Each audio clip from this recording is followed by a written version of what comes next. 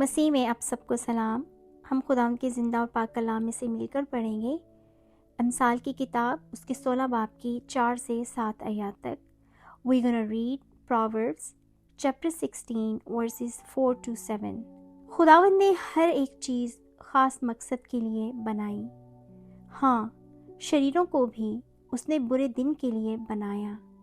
हर एक से जिसके दिल में गरूर है, खुदावंद को नफ़रत है। यकीनन वो बेसज़ा ना छूटेगा। शफ़क़त और सच्चाई से बदी का कफ़ारा होता है और लोग खुदावंद के खौफ के सबब से बदी से बाज आते हैं। जब इंसान की रविशें खुदावंद को पसंद आती हैं तो वो उसके दुश्मनों को भी उसके दोस्त बनाता है।